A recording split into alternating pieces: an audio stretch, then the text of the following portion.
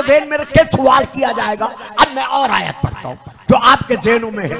वाक़िफ़ुहुम इन्नहुम मसऊलून, मलाइका ये जो अपनी मर्जी से जन्नत में जा रहे हैं, इनको रोको, अभी इनसे सवाल करना है।